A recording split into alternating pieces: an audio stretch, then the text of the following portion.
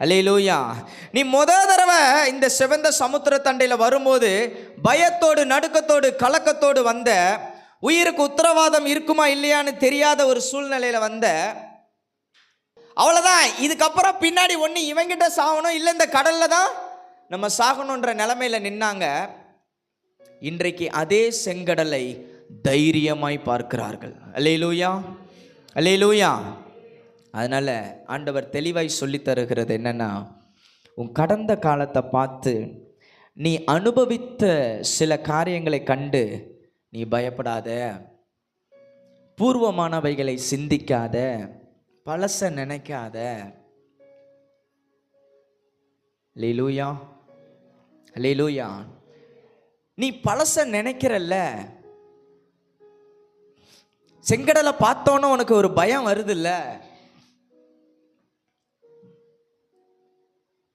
பிரச்சனையை பார்த்தோன்னு உங்களுக்கு ஒரு பயம் வருதில்ல. ஆண்டவர் தெளிவாய் சொல்றாரு, அன்றைக்கு எப்படி இஸ்ரவேல் ஜனங்களுக்கு மேகஸ்தம்பமாய் அக்னி ஸ்தம்பமாய் அவர் இருந்தாரோ, உன்னுடைய பழைய ப்ராப்ளத்துக்கு முற்றுப்புள்ளியை வைக்கிற ஆண்டவர் முற்றுப்புள்ளியை மட்டும் வைக்கல, தெளிவாக சொல்லித்தராரு.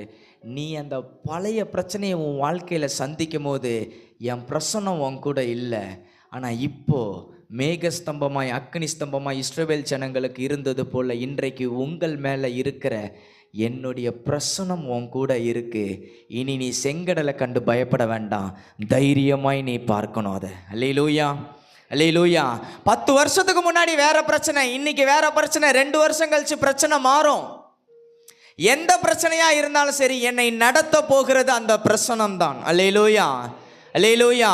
அவர்களுக்கு எப்படி அக்னி ஸ்தம்பமும் மேக ஸ்தம்பமும் கானான் தேசத்திற்குள்ள கொண்டு போய் சேர்க்கிற வரைக்கும் கூட இருந்ததோ, அதே போல நம்மையும் நம்மளுடைய வாழ்க்கையின் ஓட்டத்தை முடிக்கிற வரைக்கும், நித்திய பரம கானானுக்கு நம்மளுடைய ஓட்டத்தை கொண்டு போய் சேர்க்கிற வரைக்கும் அவருடைய பிரசனம் என்கிற மேக ஸ்தம்பமும் அக்னி ஸ்தம்பமும் ஒரு நாளும் நம்மை விட்டு விலக போவதில்லை. அல்லேலூயா, அல்லேலூயா. எந்த பிரச்சனை வேணாலும் வரட்டும், ஆனால் ஒரு சேதமும் வராமல் காப்பார்.